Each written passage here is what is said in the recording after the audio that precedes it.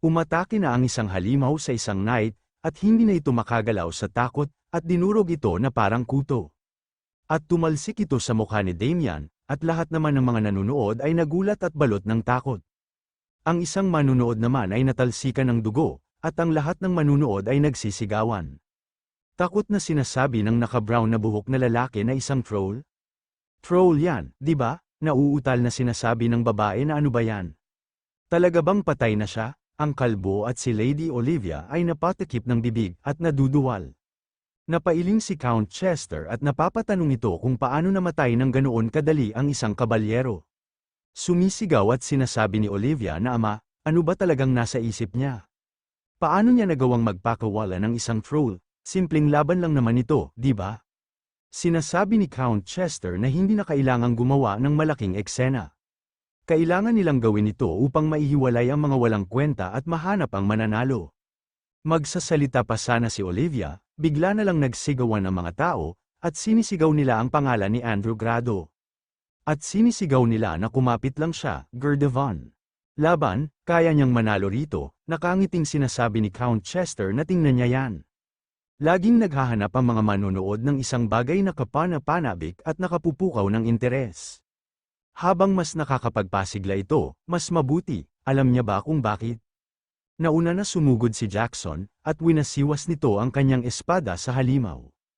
At batid ni Count Chester na dahil may ibang nagbubuwis ng buhay para sa kanila habang sila ay nanunood ng ligtas. Napapasigaw na lang ang halimaw, at nagre-regenerate ang mga sugat nito. Napapamura at sa isip-isip ni Jackson na gaya ng inaasahan, napakalakas ng kakayahan nitong mag-regenerate. Hindi sa sapat ang ganyang antas ng pag-atake, si Damian ay nakatayo lang at pinapanood lang ang mga knight na lumalaban. Napapaisip ito at sinasabi nito na sa totoo lang. Kaya pala pinapirma nila siya sa kakaibang waiver na yun bago ang laban. Kaya pala pinapirma nila sila sa isang kasunduang nagsasabing hindi nila sila pananagutin kahit mamatay pa sila. Mabilis na umatake ang halimaw kay Jackson at nakaiwas ito agad. At sa isip-isip nito na ang pakikipaglaban sa halimaw na yun ng mag-isa ay maglalagay kahit sa kanya sa isang dehadong posisyon. Pero kung may kakampi siyang sumusuporta sa kanya, higit pa sa sapat ang tsansa niyang magtagumpay. May sumugod na isang babae, at winasiwas nito ang kanyang espada. Napapasigaw na lang ang halimaw dito, at umatake din ito at tumalsik ang babae. Napangiti lang ang babae, at may papasugod na isang knight sa tagiliran ng halimaw, at nagawa niya itong nataman. Napaluhod na lang ang halimaw at napapasigaw ito, may papasugod sa taas ng halimaw, at sinasabi nito na panahon na para tapusin ito. Hindi naman ito namamalayan na umatake na sa kanya ang halimaw, at sinasabi nito na teka lang. At pinatay ito na parang pumatay ng lamok, paatake na si Jackson at sinasabi nito na mabuti. Ngayon na ang panahon, winasiwas nito ang kanyang espada at napugutan nito ang halimaw. Nagsigawan naman ang mga manunood at sinasabi nila na natalo na ang troll. At tinatanong nila kung sino ang kabalyerong yun. Nakangiting sinasabi ni Jackson na tapos na, at sa isip-isip nito na nakita nyo ba yun? Sino siya? Tanong nyo, siya ang lalaking magiging pinakamalakas na kabalyero. Jackson Cutter, bigla na lang may isang halimaw na paatake sa kanya sa likod. At buti na lang ay naramdaman niya agad ito at hinaranggan niya agad ang kanyang espada, at tumalsik ito. Nag-aalala naman si Sofia at sinisigaw nito ang pangalan ni Jackson. Sa isip-isip ni Jackson na nakakainis, tuluyan niyang nakalimutan na may isa pa pala. May biglang nagsalita at sinasabi nito na wala nang pagpipilian, kung gayon. Napalingon naman dito si Jackson, at ito pala si Damian, at sinasabi nito na kahit nakatawa-tawa ang libangan, kailangan niya pa ring makisabay ng kapanipaniwala. Hinarap na ni Damian ang halimaw, at nagpakawala ito ng malakas ng sigaw sa kanya. Sa isip-isip ni Jackson na ang tanggang yun, susugod ng mag-isa sa isang troll. Gusto ba niyang mamatay? Pasugad na ang halimaw at nagpakawala ito ng malakas na suntok. Mabilis na umatake si Damian at nablock nito ang atake ng halimaw, at ginamit nito ang Secret Art Myriad Insight. Tumalon nito sa ulo ng halimaw, at binunot nito ang kanyang espada, napalingon ng halimaw sa taas at napapasigaw ito. Hinati ni Damian ang halimaw sa kalahati at ginamit nito ang Secret Art Blade of Death. Napapatulala na lang si Jackson at hindi makapaniwala sa kanyang nasasaksihan. Matalim ang mga mata ni Damian at umuulan ng dugo. Bumubulong si Abel ng Haxen, at biglang ito sumisigaw ng Damian Haxen. Sinasabi ng manunood na Damian Haxen, yan ba ang pangalan ng knight na yon? At sinisigaw na nila ang pangalan ni Damian, tuwang-tuwa naman si Count Chester, at sinisigaw na din ito ang pangalan ni Damian. At sa isip-isip nito na si Damian Haxen yan, mukhang hindi naman pala pinalaki-laki ang kanyang reputasyon. Napailing si Damian at pinagpag nito ang kanyang espada, at tumalsik ito sa mukha ni Jackson. At tinatanong nito kung bakit siya nahihirapan laban sa isang troll, sa lahat ng bagay. Naiinis si Jackson at binabanggit nito ang pangalan ni Damian. Sa Copperhead Estate, sinasabi ng naka-brown na buhok na babae na nako. Mas gwapo pa siya kapag malapitan, sinasabi ng nakadilaw na buhok na babae na sumasang-ayon siya. Ang nasa tabi ba niya ay ang nakababata niyang kapatid na lalaki? Pareho silang napakagwapo, sinasabi ni Abel na Damian, kailan siya naghanda ng ganyang mga mararangyang damit. Sinasabi ni Damian na may sikat na tindahan ng damit sa Landwork na tinatawag na Moonlight Wave. Doon niya ito binili, sinasabi ni Abel na talaga, mukhang napakamahal nito. Salamat dito, sinasabi ni Damian na huwag niya nang alalahanin yan. Sinasabi ng nakadilaw na buhok na babae na si Damian Haxen pala yun. Ang lakas ng dating niya bilang lalaki, sinasabi ng naka-brown na buhok na babae na ang gwapo niya. Siya na ang magiging pambato niya simula ngayon, biglang may nagbasag ng isang baso, at nagulat ang mga marites sa tabi. Ito pala si Jackson at sinasabi nito na lintik, hindi niya na kayang pakinggan ang lahat ng walang kwentang bagay na to.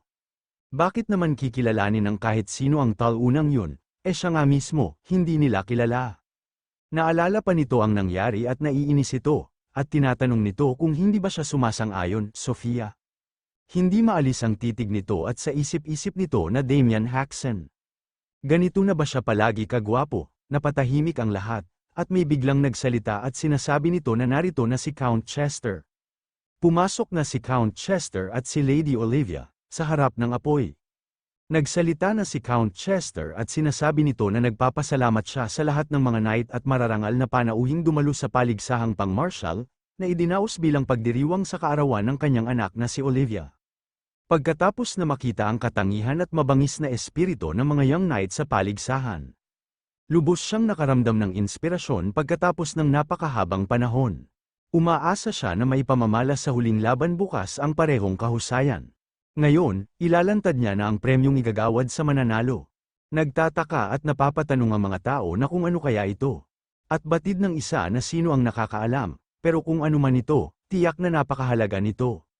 Sinasabi ng Count Chester na tignan nila ng mabuti.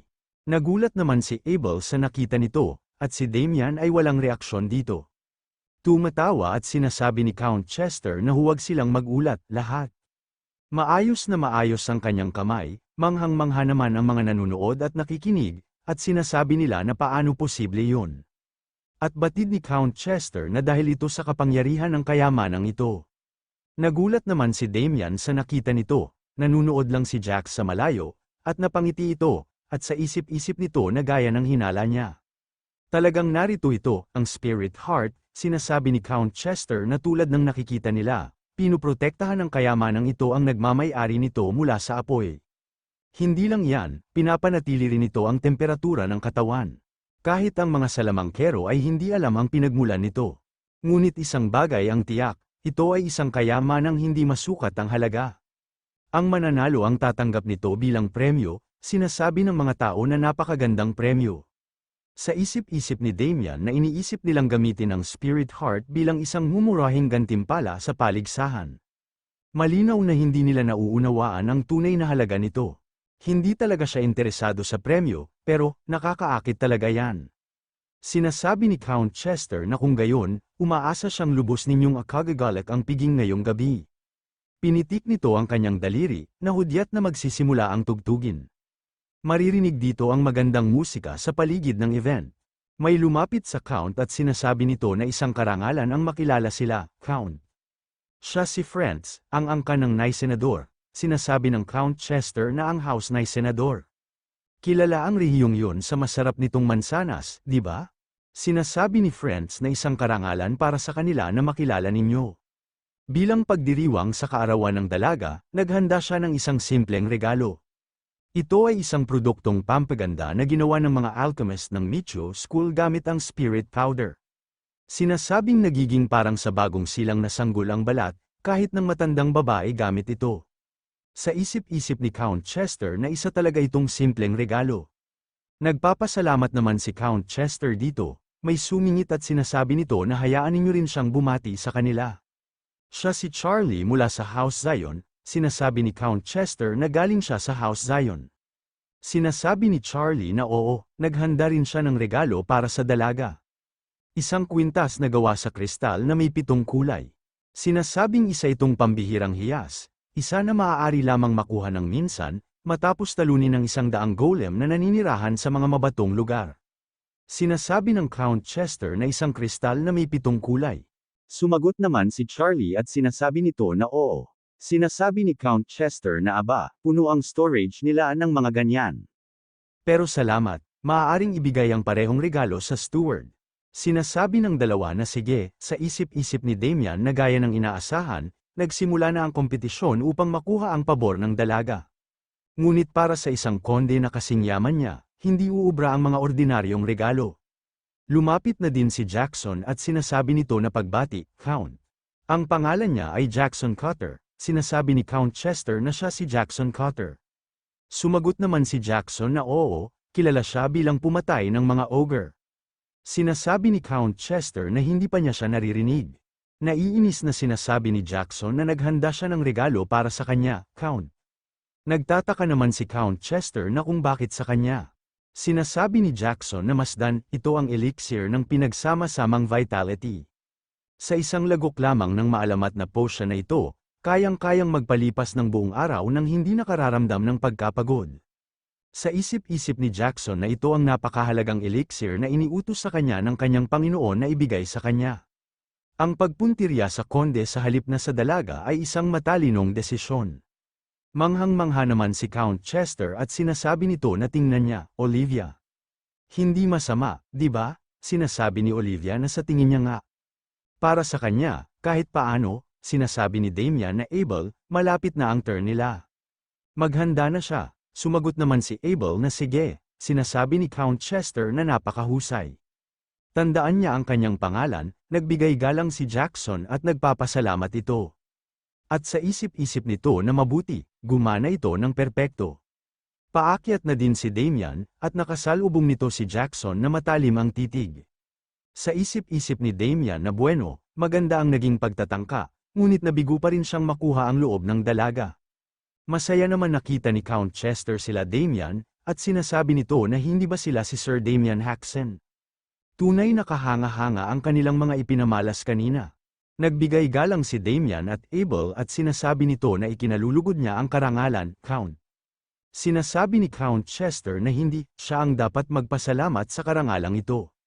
Napakalawak na nang naabot ng kanyang reputasyon nitong mga nakaraang panahon. Sinasabi ni Damian na wala itong ibang kahulugan kundi hungkag na papuri. Tumatawa at sinasabi ni Count Chester na mapagkumbaba pa rin pala siya. Sa isip-isip ni Damian na wala siyang ipinapakitang interes. Sa piging na idinaos para sa kanya, mukhang medyo mapili siya sa kanyang mga gusto. Pero huwag mag-alala, Abel, kapag nakita niya ang regalong ito, siguradong kahit ang babaeng iyon ay magre-react. Sinasabi ni Damian na Count, naghanda sila ng regalo para sa binibini. Sinasabi ni Count Chester na napakahusay, napapaisip siya kung ano kaya ang dadalhin ng isang taong kasing husay niya. Nagulat naman dito si Count Chester na naglabas ito ng isang special magic tool, at sinasabi ni Damian na oo, ang Reg Along inihanda niya ay, nilabas na ni Damian ang Reg Along na nagmula sa kanyang special magic tool, at napatingin dito si Lady Olivia, nilabas nito ang bow, at sinasabi nito na ito, nagulat naman dito si Count Chester at si Lady Olivia, at napatayo pa ito.